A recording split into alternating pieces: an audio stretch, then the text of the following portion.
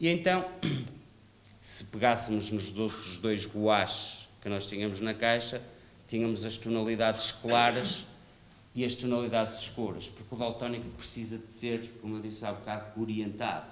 porque ele precisa de saber que é vermelho e não é verde, que é vermelho escuro e não é verde escuro, ou que é vermelho escuro e não é vermelho, porque depois, através da tonalidade, mesmo que seja um monocromático que veja a escala de cinzentos, ele consegue fazer a distinção do que é mais escuro do que o outro, por isso apenas necessita de ser orientado. E, por exemplo, o material didático, e é nas escolas onde surgem os primeiros constrangimentos, as primeiras vergonhas e a criançada, aquela crueldade normal de uma criança, a ideia era identificar os lápis através do código. Temos aqui uma simulação, eu acho que se vê relativamente bem, de como um daltónico vê, por isso, obviamente, que o outro miúdo não encontraria o castanho, quase todos eles lhe parecem castanhos. Por isso, a ideia era marcar os lápis com o código. Neste momento, já existe desde setembro do ano passado, a Viarco já comercializa os lápis todos com o sistema e que trouxe outra coisa interessante, que foi a relação que a parte da educação, ou o interesse que isto despoltou na parte da educação.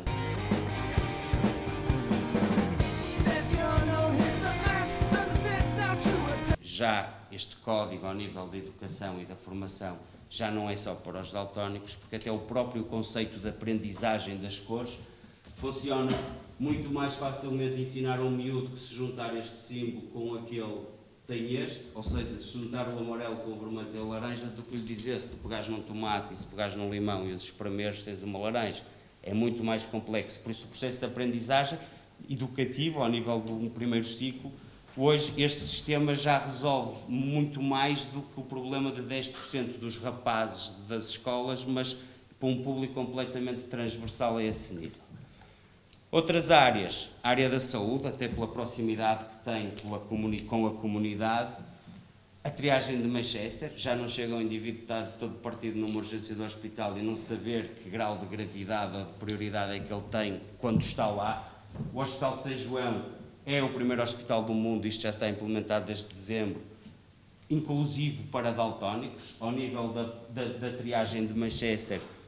mas também ao nível da identificação e da orientação dos diferentes serviços dentro do hospital. E foi interessante porque quando estive a fazer um estudo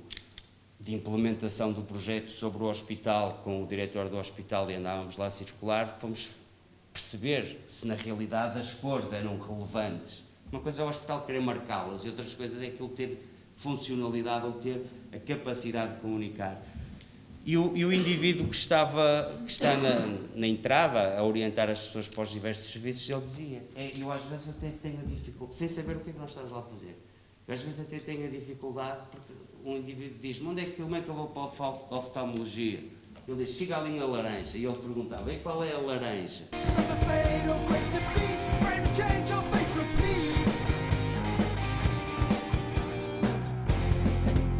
Temos os transportes.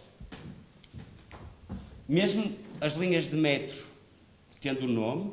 mais de 50% dos utilizadores de metro usam a cor como um fator de identificação. Temos aqui um exemplo do metro de Londres e o metro do Porto, já está feito o estudo, vai ser implementado, também vai ser o primeiro metro do mundo a usar um sistema de identificação de cores para daltónicos, a ser inclusivo para daltónicos.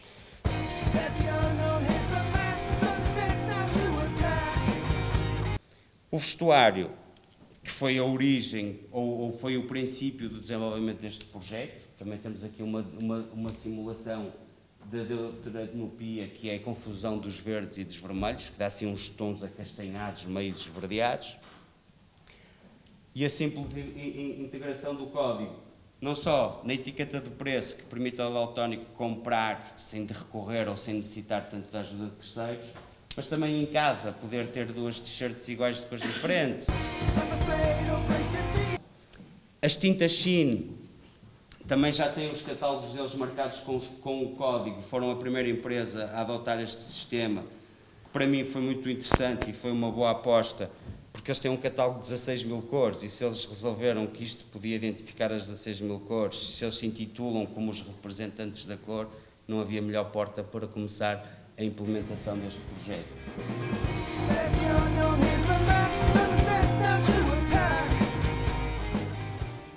Já está desenvolvida uma aplicação informática que não corre aqui, só corre para já está desenvolvida só para PCs, para Windows, que é uma aplicação autónoma que, à passagem do rato, ele identifica a cor, mostra o símbolo, diz-lhe o nome e mostra o grau de fiabilidade, a percentagem de fiabilidade que aquilo tem. A primeira coisa que me pediram para desenhar foi um Uno para daltónicos, que permita a integração social de um jogo de grupo, de amigos, em que isto para os daltónicos sem os símbolos não dá. O papel higiênico da Renova, em que a dificuldade de identificar a cor também é visível e que também já se está em conversações com a Renova. Um bocado àquela parte em que eu disse que ia fazer um parêntese. Eu desenvolvi este projeto, como vos disse, desde 2000 até 2008, muito dele feito de mãos nos bolsos, mas que me permitiu chegar a situações muito sustentadas e concretas e definições que permitiam o alavancar do projeto para outras áreas com bastante segurança. Mas desde o final de 2008, quando isto foi tornado público, eu não fiz outra coisa quase senão fazer conversas ou seminários ou conferências como esta para áreas específicas, para o público em geral, para conseguir, depois de todo o processo de implementação, e uma coisa que eu sempre aprendi e sempre procurei transmitir aos meus alunos é que, assim, uma boa ideia mal concretizada é pior do que uma má ideia, porque é uma boa ideia deitada fora. E o que eu tentei foi que este projeto não caísse nesse erro. E então, com algum custo e algum sacrifício bastante, até mesmo financeiro, tentei definir estratégias para este projeto de evolução. Projeto ambicioso, que é, ganancioso, que não é, mas que tem que ser negócio, obviamente. Mas a minha ideia o que é que foi? Depois de 2008, quando ele foi tornado público, de ter tido o carinho e o reconhecimento por parte da imprensa, que foi noticiado em N órgãos de comunicação social, sejam cá, sejam em diferentes países, o que é que eu procurei? Foi garantir o reconhecimento e a acreditação da comunidade científica a nível mundial. Mas a ideia foi procurar empresas de referência nacionais, possíveis, com a expressão internacional, com uma política de responsabilidade social que tivesse cabimento, porque eu não queria ninguém que fosse estragar ou dar mau nome a este projeto, e que conseguissem alavancar e explicar todo este conceito.